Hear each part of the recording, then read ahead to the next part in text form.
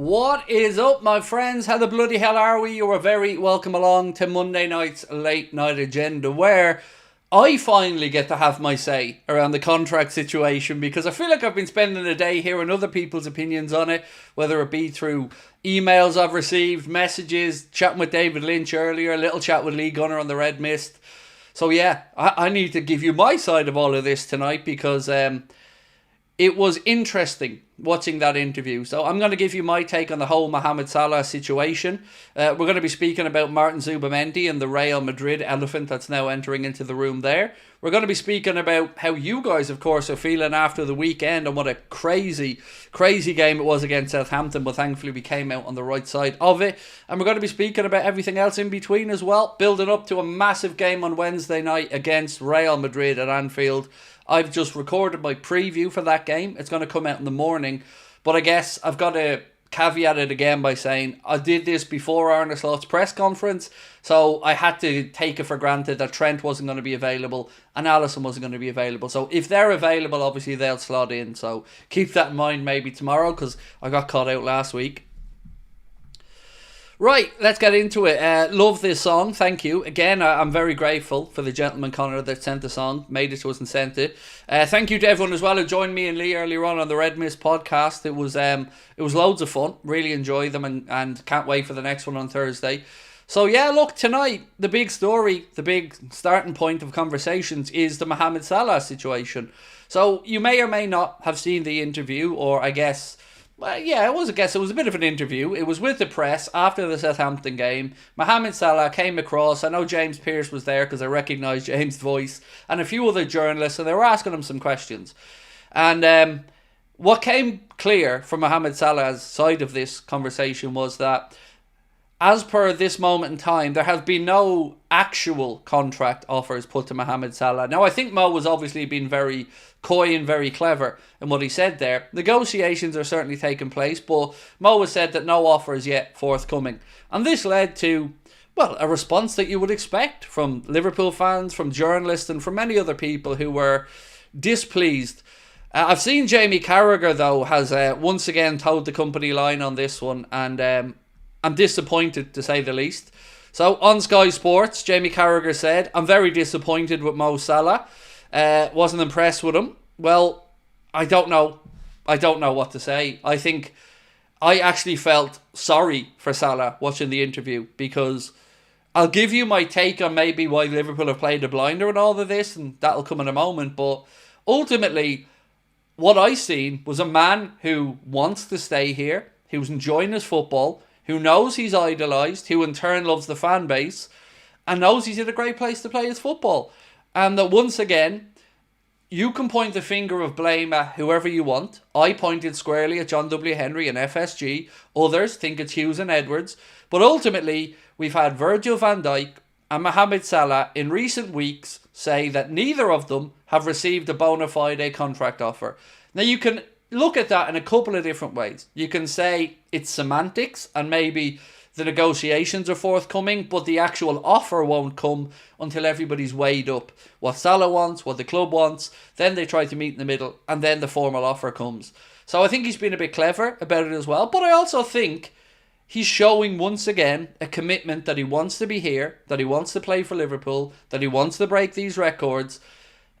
And it gets annoying, doesn't it, as a Liverpool fan, because I don't think this would happen at City or Chelsea or United or Arsenal or anywhere else where a player who has been the standard bearer continues to perform to a very, very high level, set numbers up that nobody else is matching, and yet still no rush or no kicking down his door to get the contract renewed. It's quite simply pathetic from the club. It's embarrassing, and anybody who thinks otherwise, I feel you're just being sympathetic to the club side of this for I don't know what reason.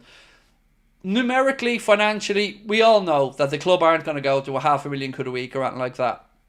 But there's one other angle of this I touched on with David earlier on, and I would love to know your thoughts on it. So, my initial instincts are anger, frustration, massively pissed off, but also, inadvertently, or maybe on purpose, the club might have played a blinder here. Because right now, what the club know is Mo absolutely wants to stay, is enjoying himself here. You look around and you think, where else is there for him to really go and get the same adulation, be at the same level, playing in a really high league, and who would have the space for him? So from one side of it, I'm thinking the club might have played a blinder here negotiation-wise, but it still doesn't excuse the fact that we are now 5 weeks away from Mohammed Salah, Virgil van Dijk and Trent Alexander-Arnold all being able to sign pre-contracts in January to go off elsewhere. So I find it extremely disrespectful at this point that Mohammed Salah hasn't received an offer. And if this doesn't again speak to the cheap nature of FSG, you know, I know jokingly everybody said, Craig, get the old where's the money John out again, but I'm not too far off it, in all honesty, because this isn't even about a transfer. This is about securing Arne Slot's reign, securing superstar players who have done it, worn the t-shirt, or in Mo's case, whipped the t-shirt off, and shown us that they're still at the level. I've always said to you guys, I feel like in this situation, Trent Alexander-Arnold is the one who's going to decide his future. But with regards to Mo and Virgil, it's always felt like they want to stay, but the club haven't yet been able to, or haven't come forward with an offer. So that's my take on all of it. I'm going to read you through some of the reactions from parts of the media and other people. So David Ornstein has been speaking about it, James Pearce as well. So we're going to go through some of these now. So Paul Gore said, breaking, Mohammed Salah claims he's yet to receive a formal offer from Liverpool, admitting he's disappointed not to have made a breakthrough with the club over a new contract. There is no club like this, but in the end, it's not in my hands.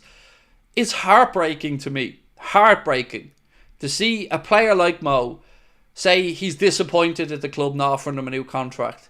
If that doesn't boil fans' blood and make them extremely agitated about what the fuck these owners are at, I don't know, but for me watching and seeing that and those words, I felt very uncomfortable. I felt embarrassed for the club, in behalf of the club, because how could this man not have had an offer yet? James Pearce said, we're almost in December and I haven't received any offers from the club. I'm probably more out than in, said Mohammed Salah. These are direct quotes. You know, I've been in the club for many years. There is no club like this, but in the end, again, it's not in my hands. Then we moved on to James Pearce saying, senior sources inside Anfield insist that discussions with Salah's representative, Rami Abbas, have been positive and remain ongoing. Well, respectfully, I would suggest that Mo isn't feeling that way by the looks of it. He's certainly feeling probably a bit shunned. And we don't seem to have learned lessons here. Gini Wijnaldum left feeling a bit pissed off. Hendo left feeling maybe a little bit unloved. Gerrard almost left for the same reason. And yeah, here we are, nickel and diamond over the greatest player in the Premier League era other than Gerrard for Liverpool. And maybe you feel he is the greatest player in the Premier League era, and there's a debate for that as well. So right now I'm really pissed off about it. Melissa Reddy of Sky has said, Mohammed Salah can't be replaced in the algorithm. There is no younger version of him. He is him. What he has done and continues to do can't be filtered down to a shot map, goal contributions or such. His availability, his appetite to better and challenge himself, his physical conditioning and mental fortitude, what would all of that cost in the market? No, this is not sentiment, it's reality. Liverpool rely on Salah. He is their banker. He remains the reference point. Liverpool have to be financially savvy, consider future squad planning at the age profile of the team. But if you're going to bet on anyone, bet on the man who has done it over and over and over again, who prides himself on making extraordinary the norm. Public service announcement, no offer doesn't mean no negotiations. A formal offer is only generally made when terms have been agreed. Salah wants to stay, Liverpool wants to keep him, and there's some compromising to be done from both sides. The one word that I use all the time, ladies and gentlemen, is exactly how I'm feeling. Once again, our club are showing themselves up to be cheap. I'm sorry, I have to say it. FSG are embarrassing us yet again, because we've had journalists now basically coming out to tell FSG, you cannot let this guy go. What are you at? Wake up. So when I see Jamie Carragher on Sky saying he's disappointed in Mo, really? Really? Because I'd be disappointed in the people running the club, mate, personally. That's where my frustrations are aimed here, because we've let this go on way too long, and this is a man who is doing it week in and week out. There's a super chat I'm going to get to from Shane in a minute, but I just want to read you something from David Ornstein as well around this situation. David said, it's clear Salah wants to stay at Liverpool and vice versa, but it will come down to whether FSG will/can meet his expectations. I hear talks are positive, even if no formal offer has landed to date. This is not as simple as it might seem. There are many factors, but Salah remains world class on the pitch and is showing no sign of slowing. His conduct off-field is said to be exemplary, and he surely have his pick of clubs when on the market. Personal opinion, they eventually reach an agreement to renew. So, taking all of that, Melissa Reddy, James Pearce, David Ornstein, Jamie Carragher, and everybody else that's chipped in on this, I can't help but feel anger again. Anger at the nickel and diamond, because I'm getting a little bit sick of hearing about finances at Liverpool Football Club, because they're quick to tell us when they're moving players on and there's 17 million saved on the wage bill. And remember, we didn't exactly go mad in the summer here and bring in loads of players or reward people with loads of new big contracts. Our owners, and I don't care what anybody else says, are cheap and they have to be called out on it. And it seems like some are unwilling to do it. But once again, I'm going to be here saying what other people don't have the balls to say, which is get the checkbook out, stop embarrassing the fucking club, and give Mohammed Salah his fair dues, and Virgil, and then get your finger out and sort out Trent, because our season could derail here over their cheapness once again. Shane, let me get your super chat up, mate. Said, hey Craig, tough week for my town. Our town got flooded after a river burst its banks due to the rain from Storm Bert, devastating for all affected. Mate, I've seen some of the images of some of the flooding around parts of Ireland, and my heart goes out to you all, mate. You're a good guy, Shane. I always enjoy your contributions to our channel. You're a United fan, but you're always balanced, fair, and honestly, mate, I hope you can all get back to normality soon, and certainly you're in all of our thoughts. Much love, man. Thank you for your update and your contribution, and I hope it gets resolved for you soon, Shane. Sorry. Mark, thank you, bro, for gifting a membership as well. Appreciate you. So, right, let's get into some of your comments, because I could go on ranting about the FSG Salah stuff for hours, but I want to know how you guys are feeling. James said, it's not that serious, Craig. No, it is, though. So, you're not winding me up, mate. You're not going to put me on tilt. It is absolutely that serious. It is appalling. It is embarrassing. And once again, these cheap owners are making us look embarrassed on the world stage. I'm sorry, somebody has to say it. You know, FSG are cheap. FSG are cheap. And once again, they're showing that all the bullshit about rewarding players who are at the club is just out the window. It just feels like, yet again, we're being shown no ambition. We're being shown owners that don't have an appetite to keep what's here or to bring in talent. And where is the money? Like, genuinely, no joking, haha, where's the money, John? Where is the goddamn money? Why are we constantly crying poor mouth? It is absolutely pathetic that these owners have once again had our star players basically gone out of their way to do an interview to put the pressure back on the club because they want to stay. And I never buy into this empowering Michael Edwards and Richard Hughes part, because ultimately we know who signed the checks. And in my opinion, this is down to FSG, because if they wanted to wave their magical FSG wand and make all of this go away, they could do it. But once again, they're nickel and diming and they're making us look shit. And it annoys me. It greatly annoys me, because there's no need for it. We're not talking about a player here who's going to be wanting 500 or 600 grand a week. You know, and I know we're not inside the negotiations, and I know I don't know the numbers. But we know what he's doing. We know how important he is. And as Melissa Reddy said, there is nobody to replace him out there. There is nobody that you can bring in to do more numbers. There isn't. That's my take on it. Cohen said, according to Sports Illustrated, VVD is set to be the first of the three to sign a new contract before January. Trent is also in discussions, but nothing on Mo. So, to me, and again, this is guesswork, because I'm not inside these negotiations, Cohen. As soon as I heard Michael Edwards was coming back to the club, I feared for the situation with Virgil and Mo. Because if there's one thing that has been accredited or attributed to Michael Edwards during his time at Liverpool, it was that he doesn't like to give longer term deals to players who are coming into their early to mid 30s. And Jurgen went to bat a few times over the past for these players, Jordan Henderson being one of them. And I've no doubt Arne Slot is going to bat here for Mohammed Salah because, you know, he's not an idiot. Why wouldn't he? But right now, we are now again away from a window. And do you know what I feel? And tell me if I'm wrong on this. Maybe you feel differently. I feel that they're dragging this out so as when they do announce the renewals, we'll almost forget about January. So again, these will slide in, maybe get done. We'll all be happy, and then we'll take our eye off the ball for the transfer window. Because, well, my lived experience as a Liverpool fan teaches me that that's probably the way this is going. Now, whilst I will of course be happy with the contract renewals, I'm not buying into this not spending money in the window again. Because you conned us last summer. Ain't going to happen again.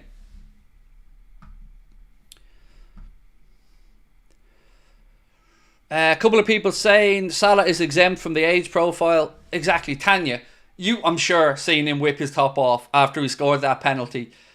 The man is an absolute specimen. He's chiseled out of granite. He is phenomenal. Do you know what I mean? He doesn't look like a fella about to hit 33. Look at him. He's ripped. He's in great shape. He's been rested. He's doing numbers this season. Yes, maybe his speed and his ability to go past the player has changed, but he's added other strings to his bow. The whole thing just feels unnecessary, and that's the one word I'd use for all of this, is it just feels so unnecessary. Great point, said Jamin. You're right, said Billy, with regards to FSG. Do you guys feel that way? Do you feel that they're going to try and smooth through another window without spending, but these contract renewals will be greeted with joy from the fan base? Because look, the contract renewals should be greeted with happiness from us, of course. But I'm feeling manipulated as a Liverpool fan yet again. I am. I can't lie, I am. Somebody said, did you see Vinny Jr. is injured? Yes, I was going to move on to that now, actually. So ahead of our game, Vinicius Jr. is injured and will be out for around 3 weeks, meaning he will not play against Liverpool. And I thought about this, and initially you think, ooh, that's good news. But is it? Because that most likely means Kylian Mbappe is going to come in and play on his preferred left side. And then we have to ask who's going to be marking Kylian Mbappe. And if it's going to be Conor Bradley, that's going to be a very, very, very difficult evening for young Conor Bradley. So you'd have to then think, do you put Joe Gomez on the right side if that's the case? So initially I was thinking, yeah, Vinny's out, that's going to be good. That's good for us. But if it means maybe Mbappe drifts over to his left side, I don't know. Yeah, I don't know. I don't know whether I should be happy or upset.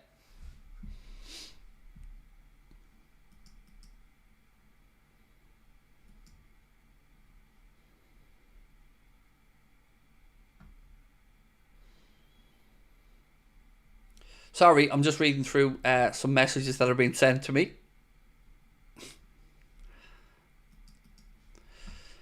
I was already thinking these contracts were a bit of a distraction tactic for less spending, said Anthony. What else have we got in the chat? It's not even good from a business sense. That makes it even more annoying.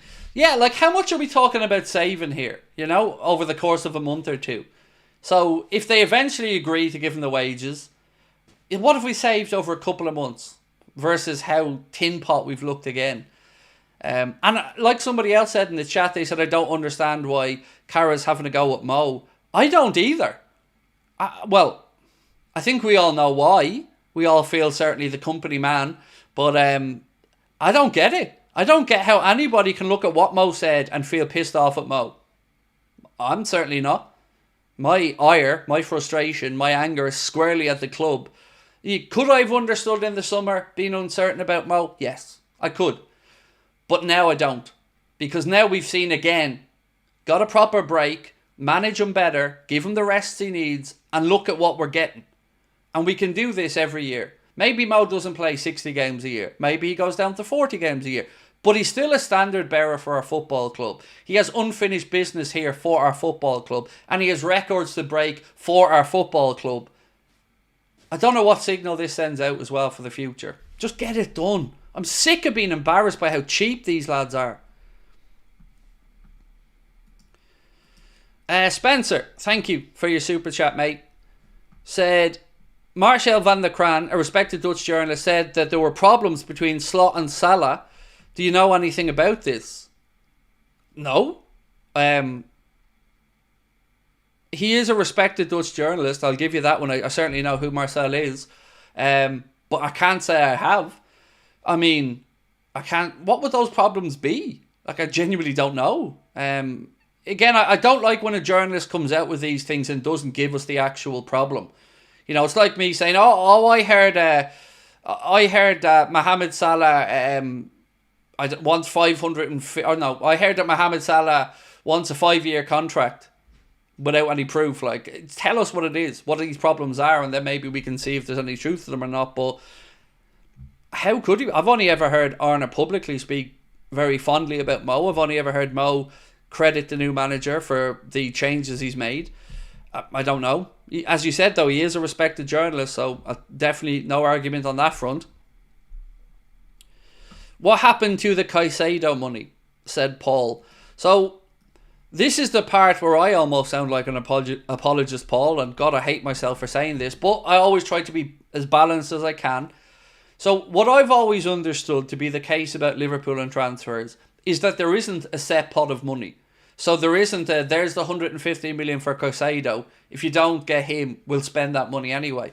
What I believe to be the case, Paul, is that opportunities are presented to the club. The club look at whether there's value in each individual deal and whether they think the price tag is right, and then they go ahead. So it doesn't mean if one player's 20 million, we still have 95 million. It just means that if they think a deal is right for the particular player, they'll sanction the payment. So that's one side of it. The other part of it I would say is, well, since then we spent about, I think, 58 million between Endo and Gravenberch after the Caicedo situation. So the club did spend some of the money, but again, just to get back to my original point, to the best of my understanding, it isn't so much as a here's your transfer budget. It's you tell us who you want, we sit down and we figure out if there's value there and if we think it's the right move for the club. Whether that's right or wrong, I'm not here to say, but that's my understanding of the way Liverpool's transfer business is conducted. And also, a lot of people feel like there was no truth to that contract offer. And you know I love to call out our owners wherever possible, but to those people that maybe think that it was a fake offer, my question is, how do they get out of it if he said yes? What's the upside to them lying? Because I don't think there is one. Because if Caicedo had have taken it and said, yep, I want to come, then they'd have to follow through. If they didn't follow through, it would look incredibly bad that they didn't get the deal signed up. So I don't see what the upside of them wasting their time putting that lying bid in is if it wasn't true. I don't see an upside to it unless I've missed an angle. Wolfpack said they're looking at younger alternatives. But to go back to what Melissa Reddy said, mate, and look, again, it's just another person's opinion, but I agree. The first line of Melissa Reddy's post was, Mohammed Salah can't be replaced in the algorithm. There is no younger version of him. He is him. I think Melissa's spot on with that. You know, we can talk about Marmoush, and maybe Marmoush comes in and, you know, over the next few years becomes the big thing. But we have him right now. We have the guy who has delivered, is delivering. So let's get him sorted out, and then we can look for the future guy. Because I don't have faith that we're going to be able to replace him straight away.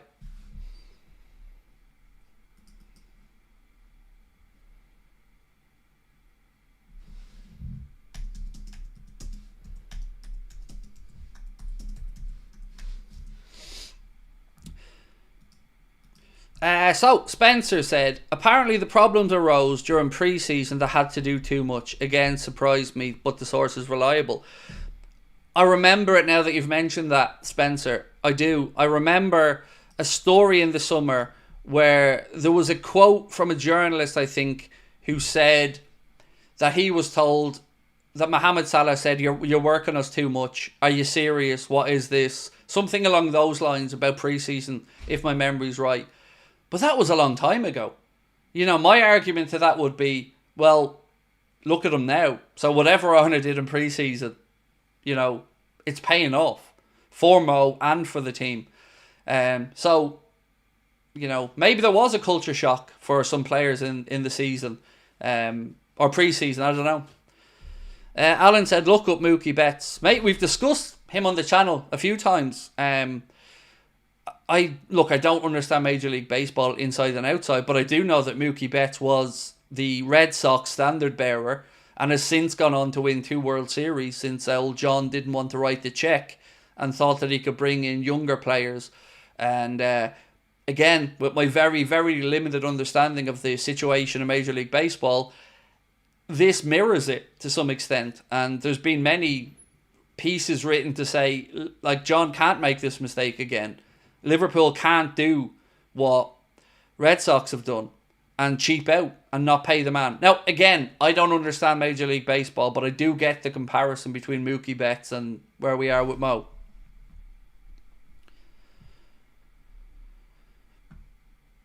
Hex said it sounds like a non-issue to you. Will you still be saying that, my friend, in January, if you're hearing about Mo chatting with Madrid or Saudi and there's nothing we can do about it as a club? The whole thing is a farce, mate. Does it get resolved? Maybe. Very potentially. But it still doesn't need to get this far. It still should have been nipped in the bud and sorted out a long time ago. Particularly Trent. Wow. Just seeing you guys in the chat saying it's 2-0 West Ham now. That's crazy. That's not a result I was expecting. I thought Newcastle were going to beat them and beat them well. Now, of course, we go next Wednesday, not this Wednesday, coming the following week. We go up to St James's Park to take on Newcastle. So that's, going to be some pressure on Eddie Howe there if that result holds up. Heavy Metal D, how are you, sir? Said, evening, hope you're okay. I have a question for you, Craig. Do you think that Robbo and Dom haven't been at their best so far? They seem off. Definitely on Andy Robertson. I don't think Szoboszlai has been as bad as others have made out. I think Szoboszlai is the latest scapegoat. Now, that's not to say he can't improve, but I'm certainly not thinking he's thinking the gaff up. There have been times where I thought he looked jaded, but recently he's looking more like himself. He's very important to the press, and I'm liking what I'm seeing from him. So I'm still wanting more from Dom, but I'm certainly not feeling the way some fans have felt about him. Not saying I'm right or wrong, by the way. I'm just genuinely giving you my opinion. On Robbo, yeah, I'm starting to get to the point where I don't think it's a fitness thing. And I think, like David said earlier on, we just have to use him more sparingly, Andy Robertson. And we can't be playing him 2 games in a week because I don't think he has the engine anymore for that. I was only talking to my wife about this earlier on, and 30 years of age for a fullback is old. It is, whatever way you look at it. When we have fullbacks in football, 25, 26, 27, 28, they're getting up and down that wing all the time. Up and down, up and down, up and down, up and down. It's relentless. And any drop off in any fitness level is going to become apparent clearly. So, yes, with Andy Robertson, I think it's more a case of father time at this point than a lack of rhythm.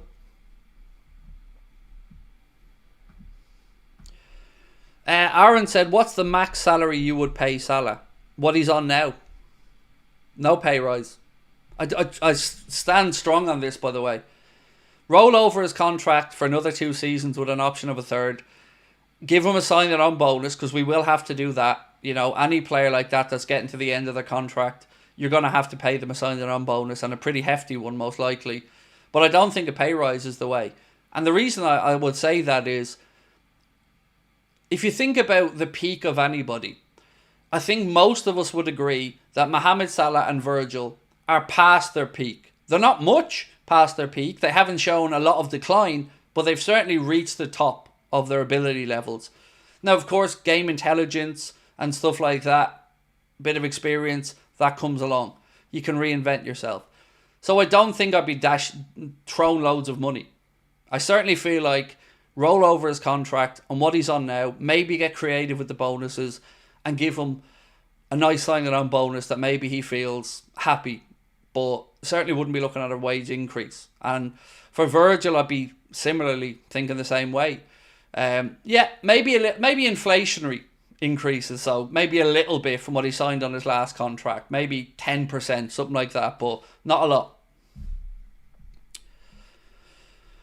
But what if he asks for 400 or 500? Then the question would be, Mart, where are you going to get that 400 or 500 if we don't give it to you? And if you do have an answer, can you still play at the top level like you want to?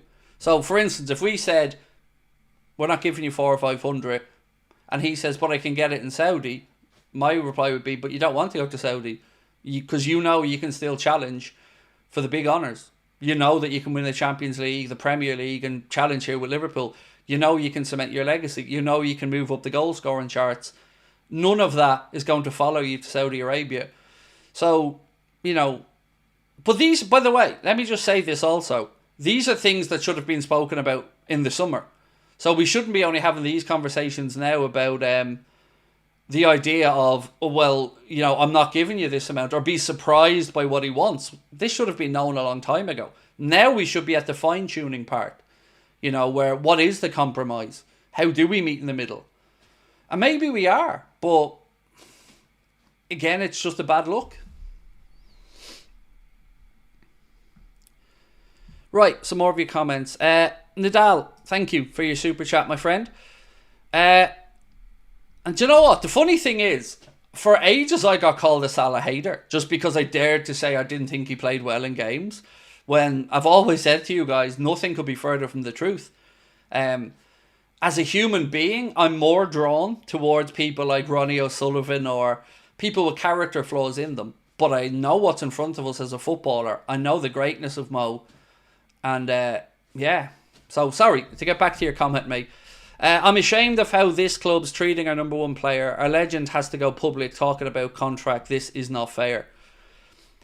It's embarrassing, is what I would say, mate. And it's ongoing every time. Everything feels like a ball ache for Liverpool. Everything. Nothing's just bang, bang, here you go, unless somebody's willing to take a cheap contract offer. So, yeah, embarrassing is more what I would say rather than ashamed. But, both probably apply. Spencer, welcome to Anfield Agenda FC, mate. Appreciate you.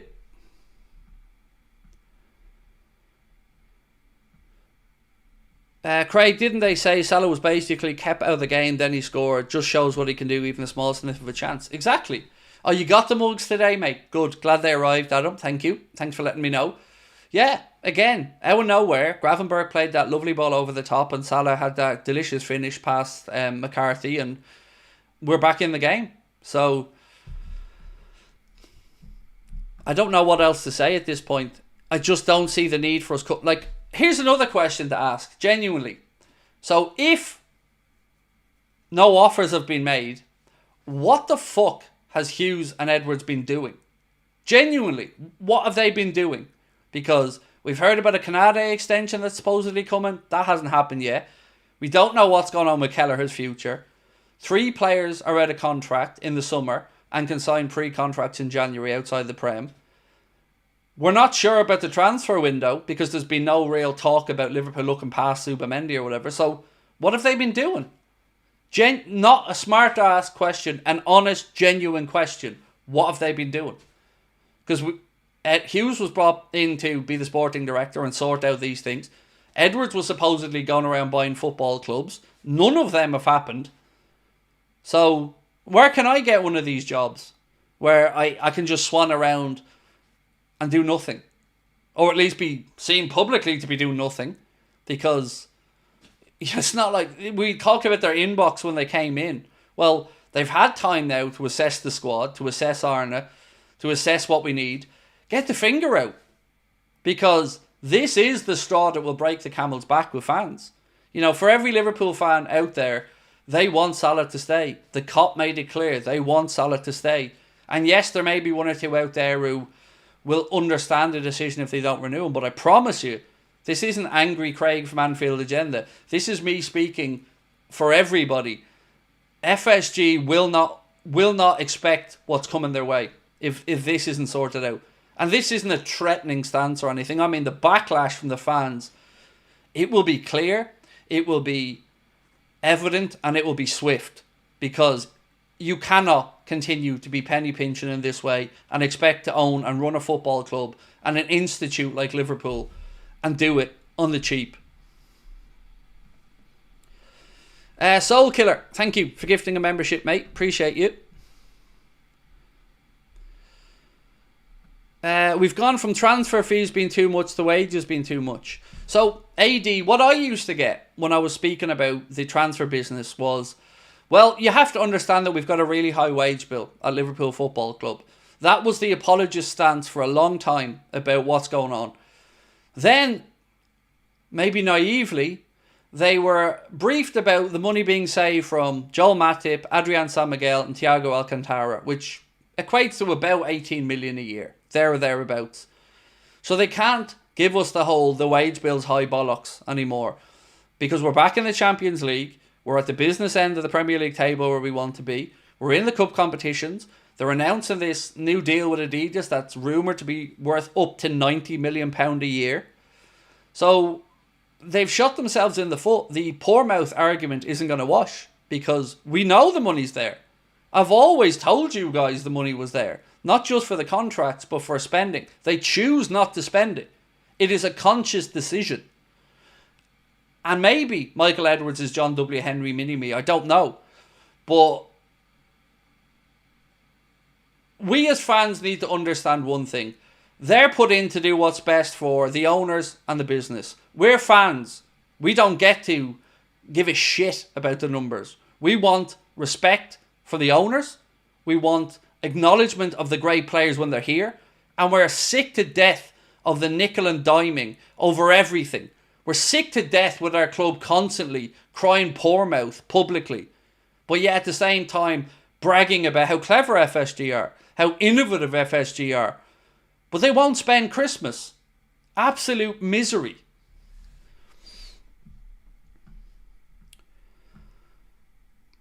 Cohen said, we need matchday banners saying Salah out, FSG out. See, the problem here, mate, and this is where I land myself in trouble all the time, Cohen, bro.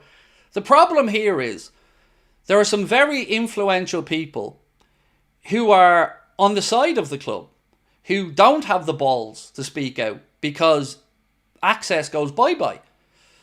And I've said this to people for years. When we're all being laughed at and ridiculed and people looking down their noses at us because they get to interview players, they get to interview managers, they get the free stuff from Nike, they get to go to the training ground, they get to do all the tours, they get all the cool shit. There's a reason they do. It's not because they're the biggest, because we are.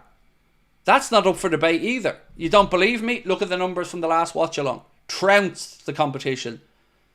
By far the most watched fan channel for Liverpool in the world. And we get that from the club. Why? You know why. I know why. Because we have a backbone. Because we will call out the things that others won't. So, until those people grow a pair and actually ask themselves, am I in this because I'm a Liverpool fan, or am I in this for business reasons? Because the two can't always marry when it comes time to calling out what needs to be called out. And this is why I've said all along, I don't understand why dissenting voices are quietened. Debate us, talk to us, explain to us, let us understand your side.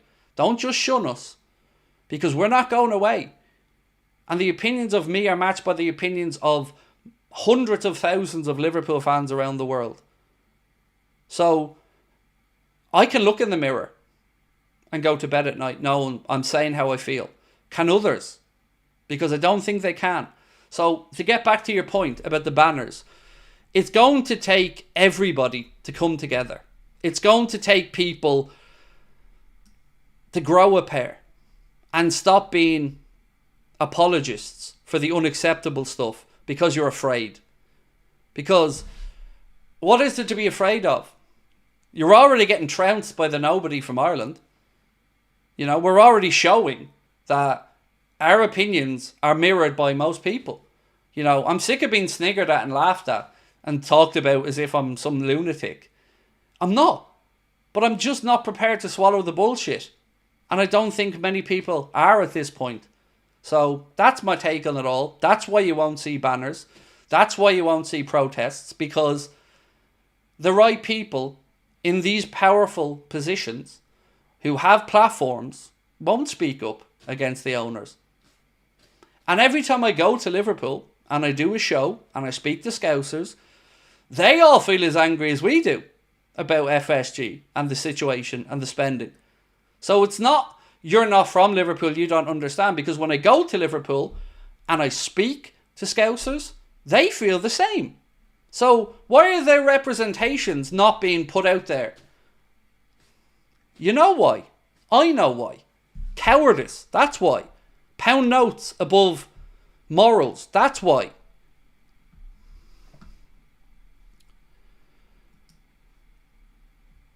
Rusba said, I'm disgusted that Cara called Salah selfish because of his comments. Shame on Cara.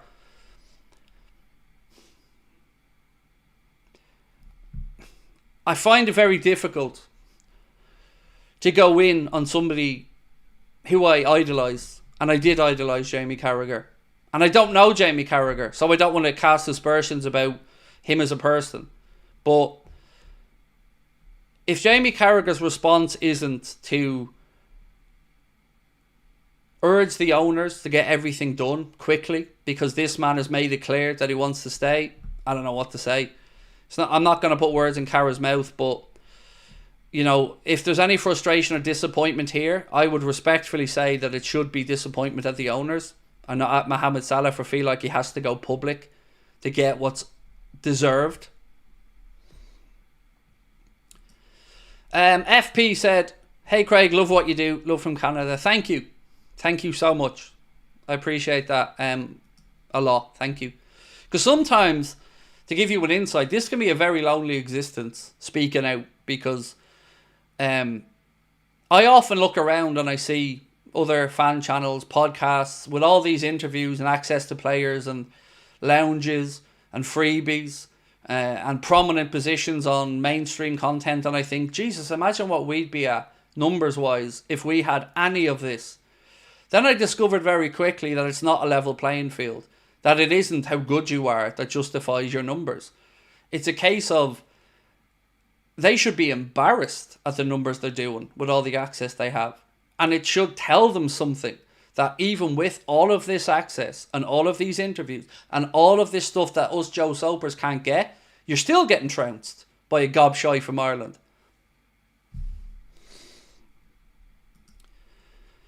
Daniel said, Craig, you have the platform, the voice, a protest of serious size needs to take place. I'm asking you to take action. I'm done with the talking. So I'm very interested to see if I get into Anfield in January when I'm over there for the game. It's the first time I've been over since my very public disagreement about FSG. So I'm intrigued to see if I get into the stadium firstly. Yeah. Because I'm not going to stop. And I don't do it for the attention, because God, my life would be easier if I just told the company line. But I know what I'm saying is felt by many people. And maybe I go about it in the wrong way sometimes. And yes, I'm a hothead. I get all of that. But I can also show you the other side of me when I speak with David Lynch or I speak with Darren McAnthony. I say what I feel because I think is what we need to say. And I think you guys probably agree, or you wouldn't be here watching. All I'm asking for from FSG is Zubamendi, Marmoush, Zirkez / Robinson. So on Robinson, he's too old. Firstly, unfortunately, what is he now? 27, heading for 28. Good player, but I think he's too old. Kirkez, there's every opportunity that could happen. I would suggest, I agree with David on that left back situation, by the way. I don't think it's one we should look at in January. I think the summer is sensible because it gives time for Arne Slot to be proved right or wrong about Robbo's fitness and to see if Costas can continue on. On Zubamendi, AD, do you know, I'm genuinely scared of something now. And it's... One second, I'm going to read out to you the thing I'm scared about. Because as soon as I seen this, I thought, oh, fuck, here we go. So there was a report out that said that Real Madrid have now turned their attention to Zubamendi and want to sign him. And immediately my brain started to connect the dots. Because remember I said to you when the Arlie and Tchouameni rumour came out that Liverpool were interested in him. I said to you, this isn't what I'm hearing from people around the club. What I believe happens there is Real Madrid have decided they want to sell Tchouameni. And they're trying to use us to generate that interest again. Because it doesn't feel like that interest is still there since Jurgen left. It was absolutely there when Jurgen was here. But it never felt like it was going to follow on.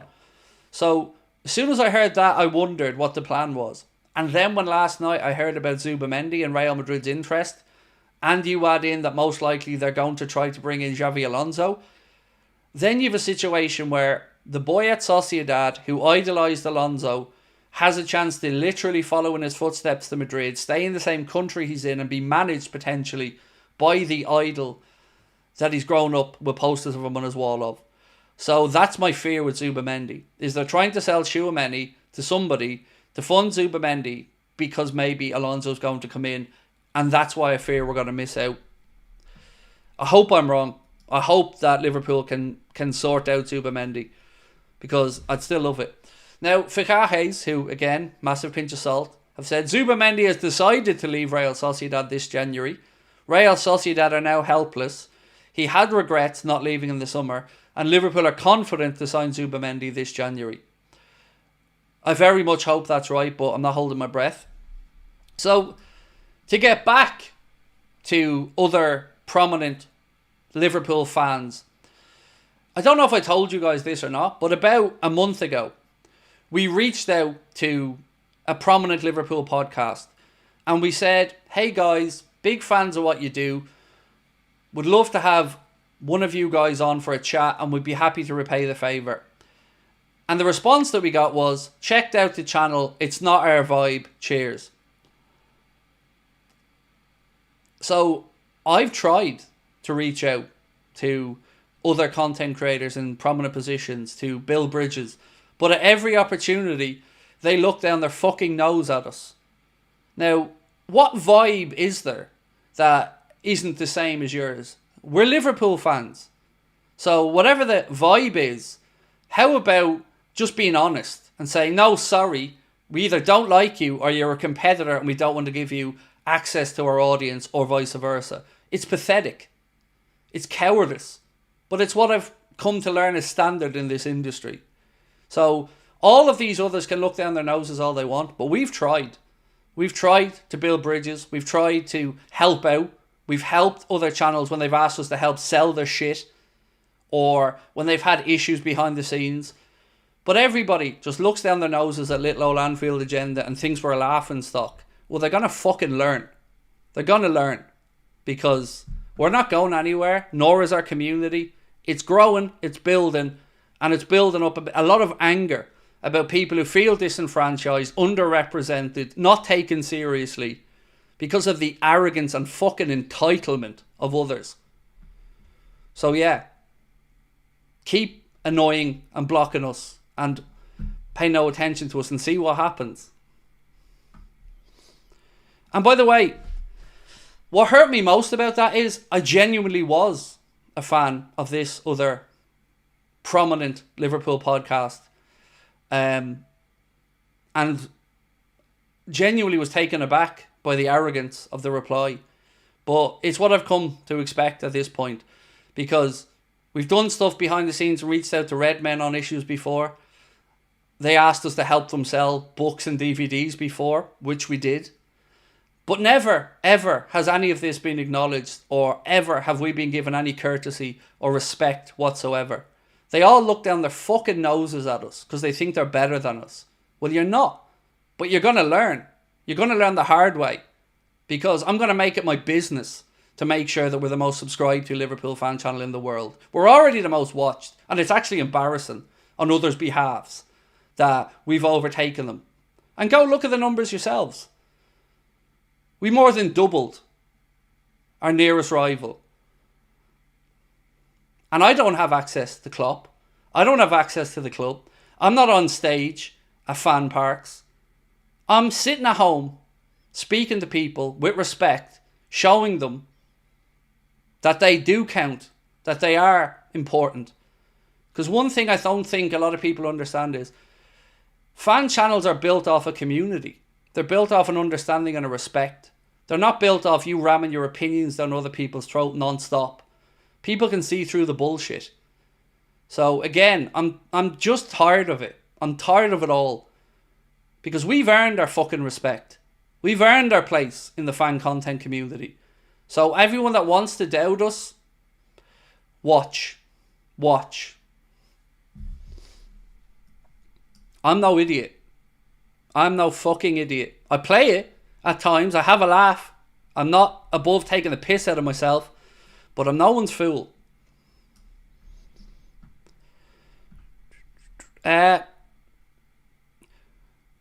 We're a family, and as long as you're here speaking about Liverpool, I'll be here listening. Genuinely, I don't say anything for effect. I say everything that I believe it to be the case. And I've also really understood over the last month who has my back. And you guys have my back. My wife has my back. Connor has my back. I don't forget that.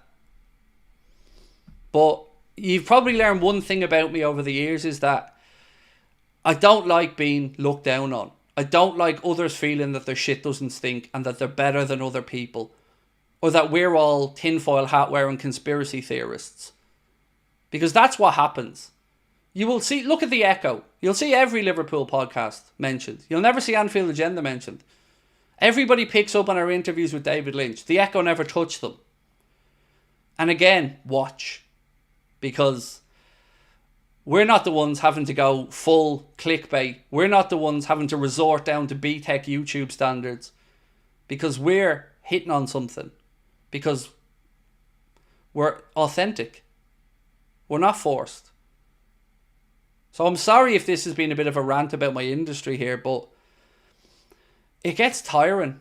It gets fucking tiring. Because if you're not getting sent legal letters from Goldbridge throwing his toys out of the pram, or, you know, others refusing to work with you because they look down their nose at you, or they think that you're an embarrassment, or they might get in trouble with the owners for doing stuff with you, it's pathetic. It's cowardice. I have no problem. I'll bring anybody on my channel. Anyone. Because I'm not afraid of them nicking my audience, because I know I'm good enough to keep my audience. My audience are here because I engage. So yeah, I'm sorry again for the ranting, but on days like today where you've got the entire fucking world talking about Mohammed Salah, and others are putting out streams that are like 8 points clear. No, that's not what the fan base wants to talk about today. The fan base wants to talk about fucking Mohammed Salah and the state of our owners not giving them a new deal. And if you don't want to acknowledge that, then I'll happily take your viewers. And it's about time, because I've been too nice. I've never taken sheep shots at the opposition. Never. But I'm sick of being looked down upon. Right, my friends. I've got loads more stuff to go through. 1 second.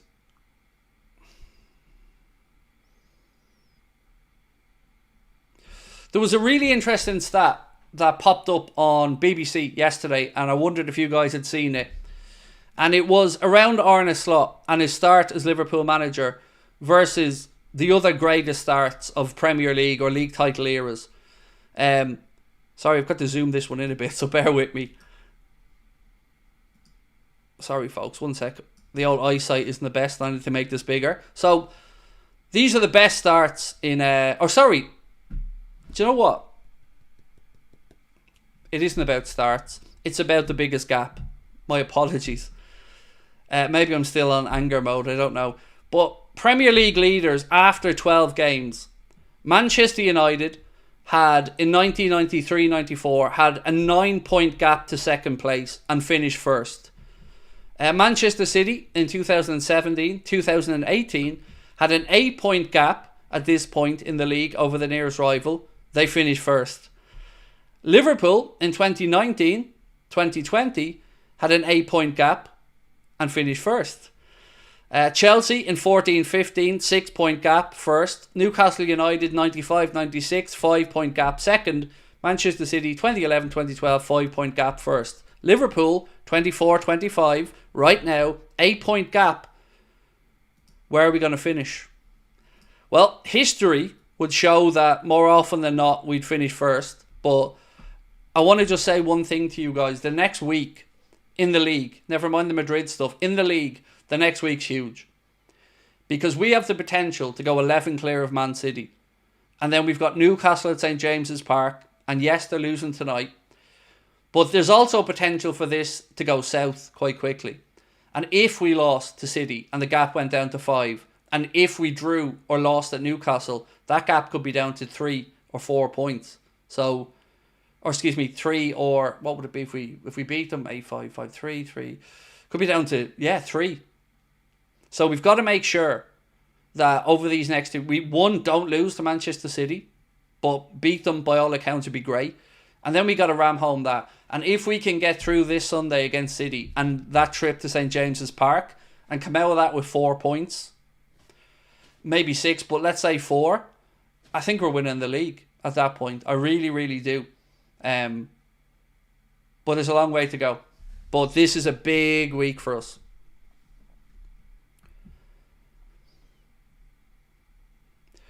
You need a pair of glasses, Craig. I got some recently and they definitely help. Probably do for some stuff. I think it's more a case of how long I'm staring at screens more than not being able to see the stuff though. I spend a lot of time in front of a computer screen these days. Joseph said, Craig, finished all my exams this week. Smashed them. Thanks for wishing me all good. Oh, I'm glad to hear that you smashed them, mate. Well in. So, on Wednesday against Real Madrid, I'm going to give you an insight into my score prediction for the preview that's coming out tomorrow. I tried to be as honest as I could about it and look at the game. And you can look at this game and think 3 different things, obviously. You can look at it and think we beat them. You can look at it and think we have a hoodoo and they're going to come and beat us. Or you can do what I've done, which is I'm thinking it's going to be a 2-2 draw. And I'm okay with that. You know, it's not ideal, but a draw coupled with what we've done already in the Champions League, with the games that are still remaining in the Champions League, I take a draw. I take a draw against Real Madrid, no problem. Now, of course, you want to win, don't get me wrong, but I take a draw because Sunday is the big one for me. Because I think even if we drew with Real Madrid, right, look, they've already dropped points. I think they're beaten by Milan. I think they're beaten by Lille as well in the Champions League.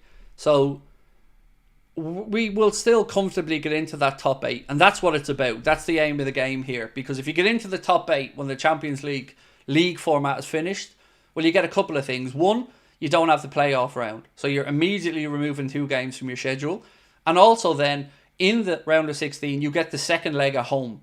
So it's vital to make sure that you get into the top 8 if you want to ease your workload and stuff. So I think a draw would keep that well on track.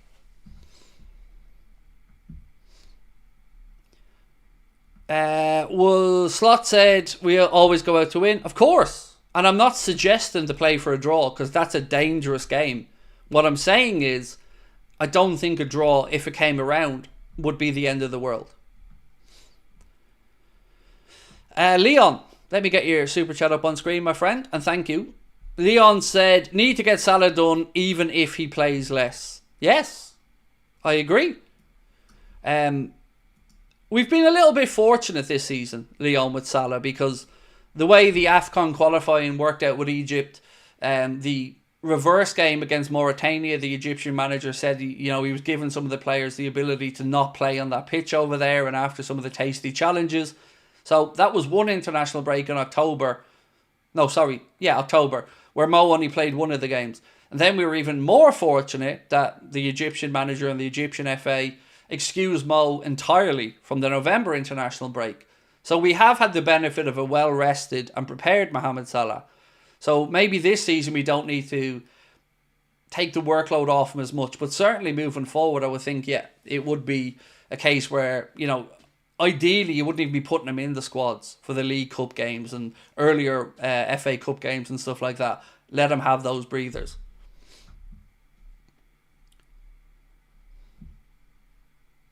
Craig, what wage would you offer Mo? Exactly what he's on now, Fergal. I would say, for me, the compromise would be around the signing on bonus for Mo for a new deal. So you could keep him at the headline wage amount of 350, but then give him, whatever it is. I wouldn't even know where to start with these kind of loyalty bonuses and whatnot. But yeah, I don't think any player that is past their best, and he is, so is Virgil, doesn't mean they're still not great, by the way. I just think we have to acknowledge that they are a little bit past their prime. So you have to acknowledge that as well with the offer. So I think roll over the wages, give him a good signing on fee, one that will maybe get him closer towards where he maybe wanted with the wages, and hope that can work out. And again, I'd say the same applies to Virgil.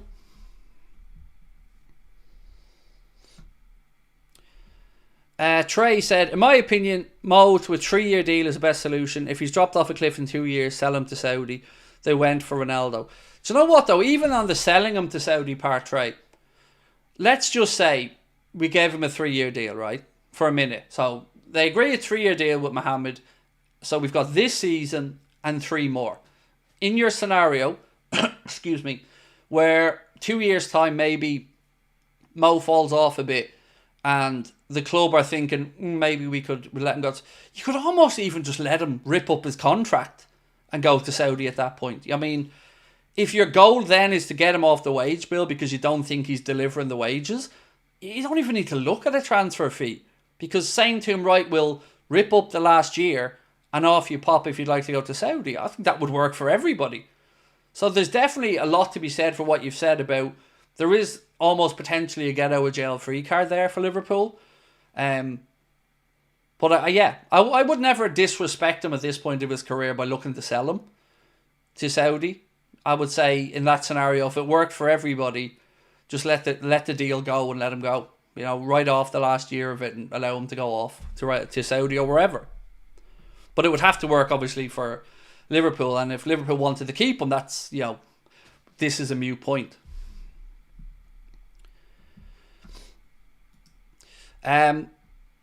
Monkstown Glass, thank you, mate. Is David Lynch pro FSG? Is he working for the club?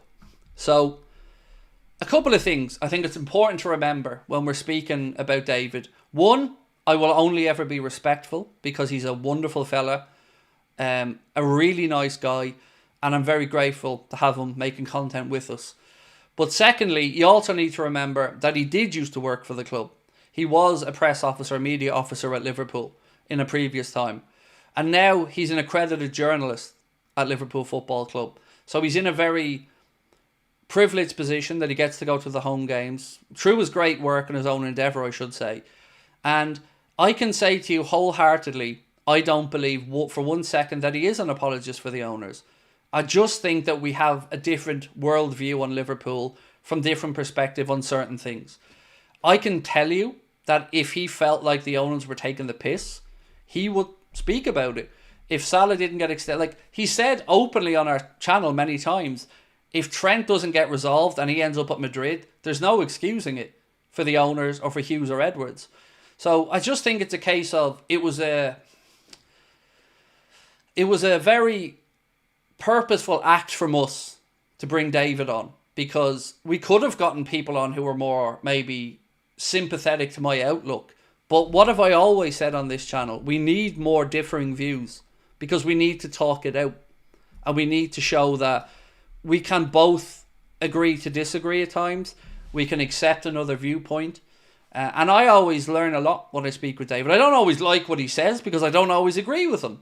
But I definitely respect the man. And I definitely would not have him on the channel if I felt like he was just a puppet. Or, he has to be professional. He is a journalist and a fan. I don't have to have that same professionalism because I'm just a fan. So, it's a difficult tightrope for David to walk. But I honestly feel of all the journalists covering Liverpool, there's nobody we wanted to get on the channel more than David, because we really have respect for him.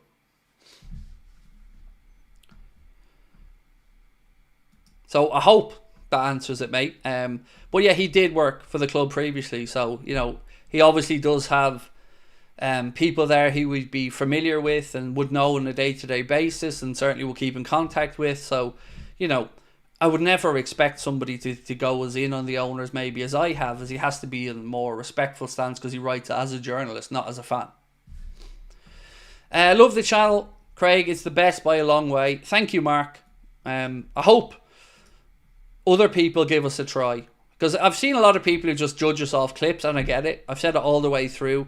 If I seen a clip of me, I'd probably think I was an arsehole. But, to those people who've come in and give us a try, that more often than not, they stay around because of you guys. OR said, maximum love to David Lynch and Anfield Index. Dave, yeah, I've nothing but respect for Anfield Index. I used to work at Anfield Index in a very early part of my development. So whenever I speak about others who have access, I'm never taking cheap shots at Anfield Index. I want to point that out very clearly. I have nothing but the height of respect for the entire team over the Anfield Index. I used to be part of that team early doors. So yeah, absolutely respect to them.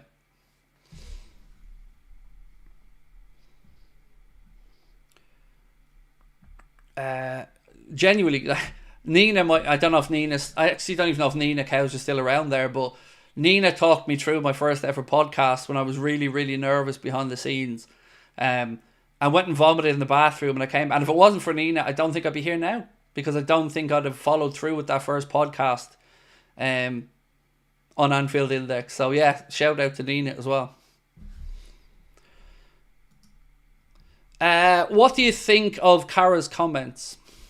Surprised, firstly, because I'd seen him on Sky Sports News speaking with one of the presenters on there, and it was a very different tone around the Salah situation. So I was really surprised when I was sent on the quote from him on, I guess it was on Monday Night Football, where he said, "I'm very disappointed with Mo Salah." Genuinely astonished. I don't know how he'd be disappointed with Mo Salah. Maybe he feels like he's talking at a class or something, but what I took from Mo Salah is an almost plea to say, I want to be here. What's going on? And the club have form for this, by the way. Remember why Steven Gerrard nearly joined Chelsea? And this was going back to different owners, different regime at the club. But Stevie said he wasn't feeling the love. He didn't feel it. And respect is important. And Mohammed Salah deserves to be respected and deserves to be dealt with upfront, honestly, transparently, efficiently. And if there isn't a way to meet in the middle or find the compromise, then be honest about that as well. But that, to me, just felt like Mo being frustrated, almost having to force the issue a little bit. But my frustration, and I would say Cara's frustration, should have been aimed at the owners and not at Mohammed.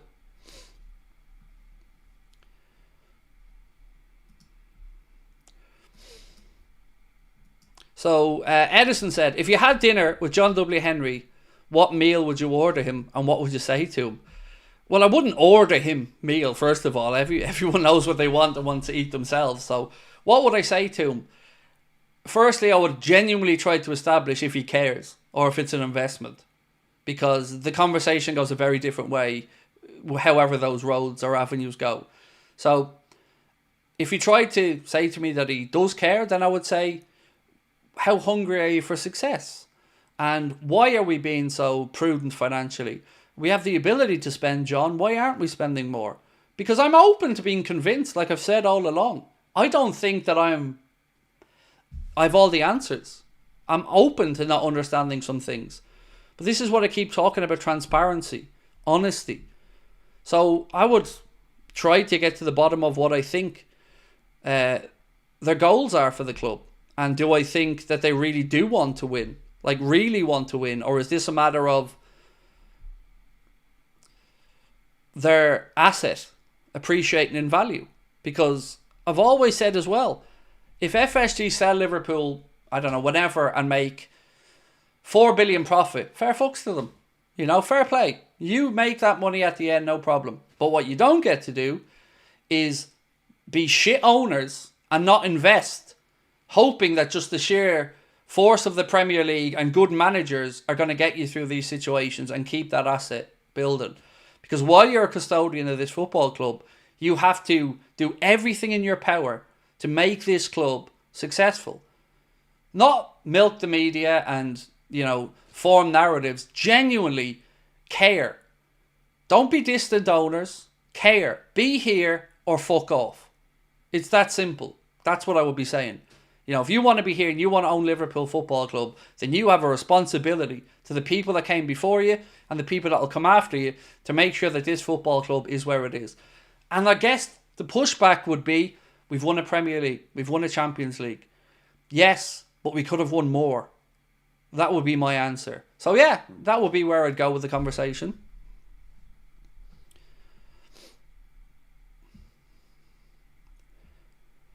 He would make you pay for the meal. Look, I'd have no problem paying for the meal. My outlook on them has always been, I do look to what they do with the Red Sox. Not because I think that they're comparable from a business perspective, but I've always said to you, he's from Boston. He lives and works in Boston. He bought the club he grew up loving. And he had success with them. But then he's cheaped it out by the looks of it. And if he isn't willing to put that enthusiasm and love and back it financially for the club in the city that he grew up and is from, what hope have we got? Because he only bought Liverpool for one reason. Because it was a distressed asset that he could pick up on the cheap. Didn't buy Liverpool because he's a lifelong fan that always loved Liverpool. He bought it as an investment opportunity. And yes, they've done good things. They've helped the commercial aspect of the club no end. They've developed Anfield. They built the AXA training centre. Lots of great stuff. But he also stuck a knife in every one of our backs when he tried to sign us up to the Super League. And that, my friends, for me, was the last straw. Because that was greed. That was, I'm alright, Jack, sod the rest. Looking after their own interests. Wanting to close shop where there's no relegation. That guaranteed money every year. Everything that is important and is lovable about European football, they were willing to just rip up to suit their own greedy needs. So I think a lot of people are, for some reason, more enamoured with the business side of Liverpool than the football side of Liverpool. And I don't understand these people. Because I want us to win. I want us to do it within the rules and within our means, but I want us to win. I want every single avenue looked at. I want every loophole exploited. I want everything done to make sure that we win. Yes, the club will be stable, but that's a given now. We know the club's stable. We know that they're not going to put us into financial ruin. But we also, I hope, know that it's a conscious decision not to spend. How much would I give Van Dijk? I've said the same thing, Harry. No pay rise for either of them because they're past their best. I think the way you get the compromise is on the signing on bonus or the image rights or some other way, because you've got to keep the headline wage figure reasonable for future negotiations with other players. But also, they are past their best. They might not be much past their best. They might be at 92% of 100% version. But you get the biggest deal, in my opinion, when you're at your peak. And in any walk of life after that, yes, experience counts somewhat, but you have to be realistic. So I think roll over roughly what he's on. Give him a signing on bonus. And maybe a few other things. He is the captain of the football club as well. So it's difficult to talk about these things, though, when we don't know what either side are offering. So we don't know the expectations of Mohammed or Virgil, and we don't know the expectations of Liverpool. I don't know if Liverpool are offering Mo 200 grand a week, and Mo's saying, no, I want the 350 I'm on. Or I don't know if Mo's saying, I want 500 grand a week, and FSG or the club are going, no, 350. So it's difficult to form a real opinion. But what we do know is what we've seen. That Virgil and Mohammed have both come out in recent weeks and spoken about no contract offer. We didn't make that up. That's directly from the players. You can interpret it how you want. You can interpret it, and there's some truth to the fact that the offer would be when you get to the point where you're nearly there. You're not going to make them an offer and have it rejected and insult somebody with the offer. But it still doesn't excuse the fact that we're still here, 5 weeks away from January, where these guys can legally negotiate, sign pre-contract agreements with other clubs outside of England and don't even have to inform Liverpool what they're doing. So to put us in this risky position, it's inexcusable.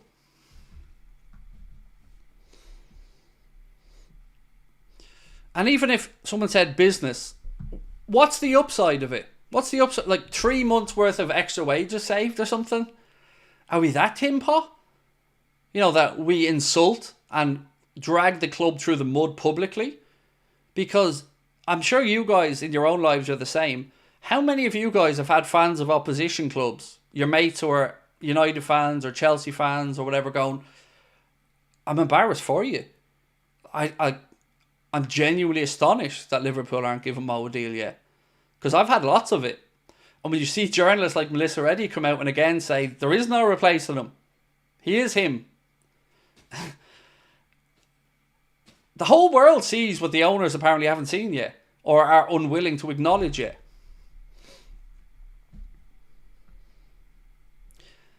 Is the African Cup of Nations the reason why FSG are worried about Salah? Well, no, because they're looking at maybe bringing in Omar Marmoush, which will be the same situation. And, you know, the AFCON is a small thing every few years. That, yes, you might lose 4 to 6 weeks of a player. It wouldn't be a deciding factor, I don't think, in signing a player or giving them an extension. At least, I don't believe it would be.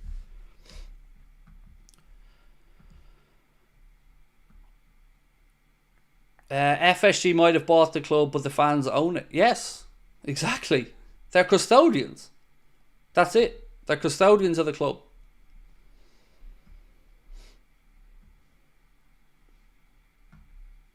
Someone said, Craig, is it possible for the fans to get the owners out? I don't think the appetite's there, Omar, yet. But it might be soon.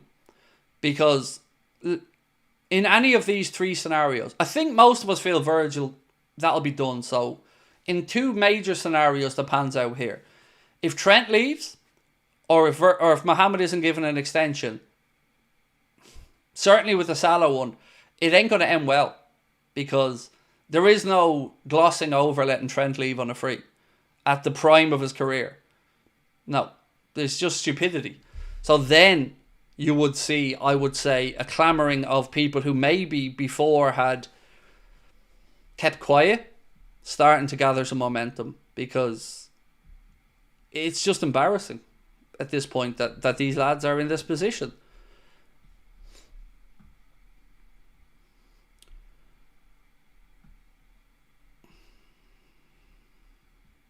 One sec, let me grab your super chat here. Rosingdale. I could see Liverpool agreeing a deal with Salah and Saudi, a 4-year deal, and Salah leaves after 2 years to Saudi for 50 million. Everybody wins and Liverpool gets its money back. Salah's not going to agree to that. His agent isn't going to agree to that. Saudi probably won't agree to that, because we're just basically openly fleecing everyone in that scenario. What I would suggest, mate, would be kind of what we spoke about earlier on. That Liverpool's, let's say, go for the 3-year option. And if in 2 years' time the club feel like Mo isn't the player he was, well, then you allow him to just write off that last year. Or if he wants to go to Saudi and there's a huge offer on the table from, just rip up the last year of the contract and let him go. Or, you know, get a small fee. But, you know, we have to be respectful to Mo in this scenario as well. And yes, the club needs to look after itself, but I don't know, man. I don't know. I've tried to make peace with some of this, and I looked at the Trent situation, and I was very understanding that when Jurgen was leaving, it was big for Trent. Then Trent wanted to see who the next coach was. Again, entirely understandable. Then the coach was in, and he wanted to see if the coach was going to be good enough. And he is. And then he wanted to see if we were going to be competitive. And we are. So all of that was also just kicking the can down the road. Because now here we are, right up against it. And all the power is with Trent. All of it. Tell me that's good business sense for a player that probably is valued at about 100 million quid with some years on his contract. Are very, very clever, money-hungry owners are letting potentially a £100 million player walk out the door for nothing. That's dereliction of duty. That's the height of stupidity.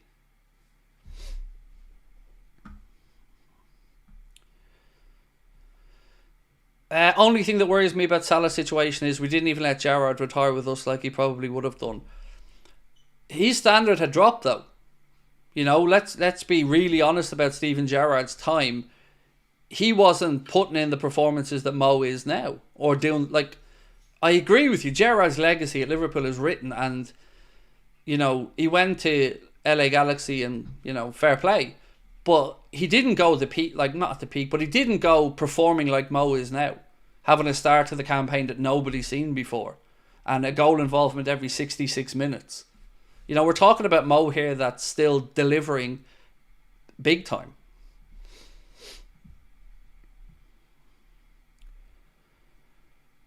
Can we stop saying Indy says anything? Indy's full of shit. That account is not even, like... How do you take seriously an account that doesn't show you who it is? That's lied over and over and over again. That manipulates Liverpool fans' feelings over and over and over again. A month ago, Virgil was signing a new deal. Last week, Virgil was signing a new deal. Please don't dirty my chat with the name of that account, because it is such... It angers me so much that these people are willfully lying over and over again and playing on fans' emotions. And people still even acknowledge their existence. They should be ridiculed for lying over and over again.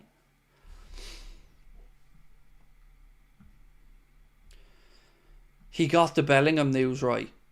Mate, if you say 100 things, eventually one or two of them's going to be right. You know, a bro clock is right twice a day. So, you know, somebody getting one or two things right doesn't justify the other 98% of shite that they come out with.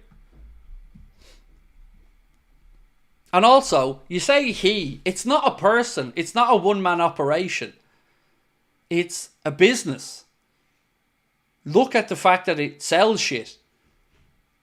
You know, it's not one fella sitting at home. That account, to the best of my understanding, has been bought and sold a few times and is in the hands of a company. It's not one guy out there at the training ground looking behind the bins and all. Like, I mean, a bit naive.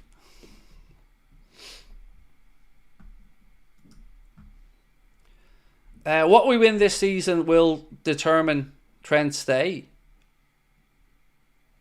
I don't think it will. Because at that point, we're up shit creek. You know, Trent should be wanting to stay now, and it should be done before January. It cannot be let go into January. If it goes into January, we've lost. I would like to see a bit more public pressure put on Trent to just declare what he wants to do. Because we've heard from Mohammed, we've heard from Virgil. Both of them have said they want to stay at the club, and they're talking with the right people. As of yet, I've yet to hear the words, "I want to stay at Liverpool Football Club" from Trent. Now, people can say that he doesn't do things publicly, he doesn't talk public. Fair enough. That's fine as well.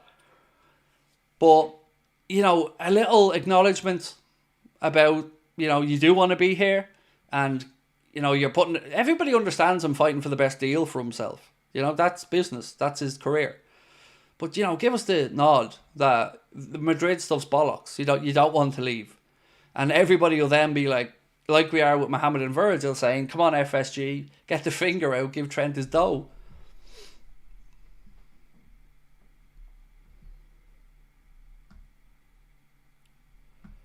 Adam, did I miss your super chat, mate? Apologies if I did. 1 second, bro. Let me get it up for you here. Have Madrid many injuries? Yes, they do. I'm not going to profess to know all of them, but Vini is out. Obviously, at right back, they have a problem. I think Fede Valverde played right wing back or right back for them in the last game. So, yeah, they do have some injuries, definitely.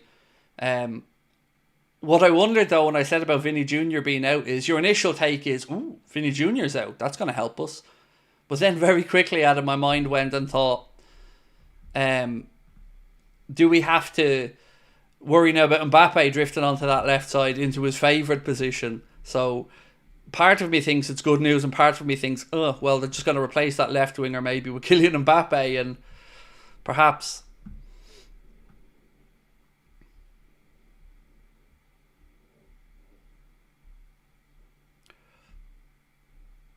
Mark said I missed the super chat from Cohen. I'm not seeing it here in my ones. Oh, here's this one. Maybe hang on. If Saudi buy Liverpool, they roll out the red carpet to Craig. Look, I can say what I've always said. I don't want state ownership of any football club, whether it's Liverpool Football Club or any football club. I don't agree with it. But what I would also say is, as I've always said, I'm open to any owners from anywhere, as long as it is not state-backed, as long as the Premier League are happy with it, and as long as they buy the club and treat it the right way and want to win.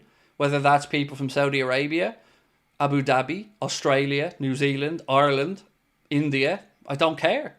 I will show them the respect they deserve if they want to do things in the right way. And look, I won't lie, there have been times where I've thought, God, if only FSU did sell the club, then maybe I get a refresh and maybe a new owner would actually give us a chance to understand that we are trying to speak up for the fans and we are trying to be genuine Liverpool supporters, and we will call out stuff we're not happy with, but we're also open to discussing these things if you acknowledge our existence. And look, as I've said to you before, we wrote to the club, asked them twice if we could attend the Jurgen Klopp farewell, buying a ticket, not wanting freebies or anything, just can we please buy a couple of tickets to come over from Ireland, to sit in the crowd and say goodbye to Jurgen.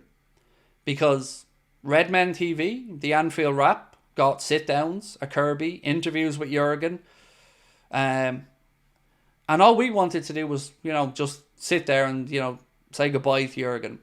Blanked, ignored. We wrote a long, heartfelt email asking to try and establish our place in the Liverpool media, and if there are things that the club are unhappy with, to talk to us about them, and we'll address these issues. Ignored. We've requested interviews with Virgil van Dijk. No, sorry, too many commitments. I was threatened before I went over to the Real Madrid game from some season ticket holders that don't want me anywhere near the club. And the head of security for the private firm that worked there said they would pass it along. Never heard that from the club. So, didn't care that I was getting hated on and threatened. So, where's the hate, the anti-hate, the speak up crap? It doesn't apply to me, apparently. So, we've always tried to reach out, build bridges, and be transparent. And we always get ignored. And there's not much more we can do.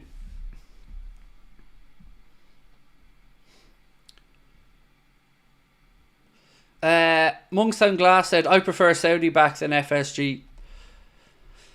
Again, I would just go back to what I said. Any private individual, different conversation. I'm open to any owners from any part of the world as long as they are private entity. I'm very strong on this. It isn't an anti any country. It isn't that I'm anti Saudi Arabia or that I'm anti Abu Dhabi. I would say the same if the Irish government was looking to buy Liverpool Football Club. I just don't think it's fair to have a country's wealth behind a sporting club, because it just becomes a pissing contest to see who has the most money. And it's very clear in these scenarios who has the most money.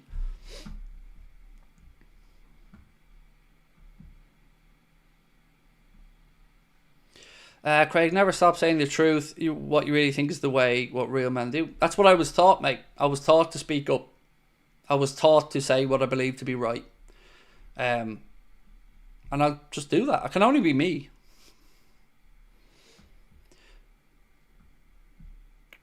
Tomorrow, by the way, I don't think we're going to live stream tomorrow evening. Champions League games on for everyone to enjoy anyway. So I think tomorrow we're going to have the preview video coming out in the morning, and I'll record a news video for the evening time as well. But I don't think we're going to live stream tomorrow. So there's one thing I haven't mentioned during the stream tonight, and I just want to draw your attention again to the pinned comment at the top of the live chat. So we're trying to help Joe get a wheelchair basketball chair. And Joe wants to try and raise £5,500 to buy this chair because he's currently using a chair that is an older club chair that was loaned to him. And Joe wants to, enjoy playing his basketball and continue his development. Joe also works as a youth worker and provides pastoral care as well to youths between the ages of 15 and 24. And this is exactly the type of thing we feel we want to highlight and, of course, try to help with. So if you guys in the future or throughout December were thinking of sending a super chat or anything like that, perhaps just donate a couple of quid to that. We'll of course be donating to it as well. We want to see how we get on throughout December and see what we can do there. But we're going to keep that pinned on every Late Night Agenda stream between now and the end of December to try and make that a reality for Joe, because it's the beauty of sport, Joe's out there, putting himself out there, trying to be better, helping other people, making a difference in his community. And when he reached out to us, it was couldn't have been moved anymore by it. And we just want to try and help Joe out as well. So much love on that one, my friends. Anything else you always want to go through before we finish up? I'm going to do a recap video, by the way, as I always do now, after the stream. So if anybody's coming in late, we'll go through all the topics that we discussed tonight in the video. Do I ever feel in danger when in Liverpool? No. My real world experience has only ever been met with kindness and sound people. This was over the phone, mate, this threatening stuff. Somebody obviously got a hold of my number and was just an asshole. But no, man, whenever I go to the city of Liverpool, I only ever meet lovely people who are welcoming and, just great in the city. Which is why we keep going back to the new live shows and that. So no, never ever felt unsafe over in Liverpool. Who's winning the Usyk Fury rematch? I hope Usyk, but Fury could stop him if he gets it right. It's so interesting though. It's definitely a fight I'm very much looking forward to. The first one lived up to what we'd expected, and if Fury looked great at the start, you thought maybe he's going to finish Usyk. Usyk rocks him, could have stopped him, maybe it should have been stopped, gets the decision. I mean, just excited as a boxing fan to watch it again. Finty Tin, how are you, bro? Said, keep it going, Craig, we love you. Thank you, bro, appreciate you. And everyone, appreciate all of you. It's been an amazing week for me personally over the last week with the amount of kind messages and stuff we receive. It means a lot. What did I ask Mrs. Santa for? So myself and Sabrina usually don't really do the Christmas stuff for each other. We usually book a holiday or something instead. Something that we know we both want. So we usually look after the kids. We get Christmas clothes. So we'll go out to probably Kildare Village or something next month and grab a few bits. But yeah, normally we don't really do the Christmassy stuff or anything for each other because we like travelling. So we'd probably book a trip or something.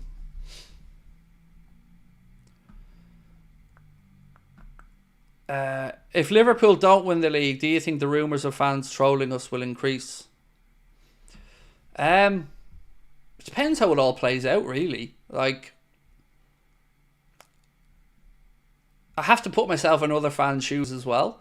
Like, if let's say United were in this position and they did win it, I'd be all over me United friends, give them banter about it. But look, I expect that. This is what football is. As long as it doesn't get to abuse, banter is what it is. And if, we've got to give it and take it at times. So, I don't want to think about it though, because I don't think it's going to happen. I think we're going to kick on, and I think we're going to have a lot to be happy about come the end of the season. Have you watched Say Nothing as an Irishman? Found it so I don't know what the last word is. I haven't seen it. No, mate, I haven't seen it. I'm I'm weird about introducing new things into my life. I'm so playing catch up. So I've been rewatching Trailer Park Boys. The Thick of It is one of my favourite shows ever. I don't know if everybody knows what that show is, but it's basically about politics in England. But Malcolm Tucker is one of my favourite TV characters ever. So no, I haven't seen it. Craig, I'm getting new Adidas Gazelles for Christmas. Nice. Enjoy. I've yet to look at what Adidas stuff I'm going to buy for myself, but there is an Adidas store now in the Kildare Village outlet, so I'm sure the old credit card will get it working over. How come we're doing a later show? This is our time slot, mate. It's always 8:45. Sometimes when we play earlier at the weekend, I push it back to 8:30, make it a bit earlier, but no, normally we are 8:45. There's been a couple of shows recently, been 8:30. For instance, when we play Everton in the derby, that's a 12:30 kickoff, so we'll be on a 8:30 that night, but normally it's 8:45. Trailer Park Boys cracks me up. Oh, it's brilliant. It's just so good. It's so silly, but it's so good. I love it. That's the type of stuff I watch late at night to just switch off and chill out. Look, folks, I'm going to go, but much love to you all again for another great stream. If you haven't checked out the Red Mist podcast, today's episode I thought was a belter with me and Lee. We got stuck into the Man City debate. We talked about Amram and United. We talked about the contracts at Liverpool a bit. So do check it out. It's its own unique channel, the Red Mist podcast. On Thursday, we're going to be joined by Saeed on there as well. We're going to be starting at 3 p.m. on Thursday, but again, we'll be back after that next Monday. So much love to you all. Preview or in the morning, and a roundup video coming up in about 20 minutes time. Talk to you all then. Bye bye.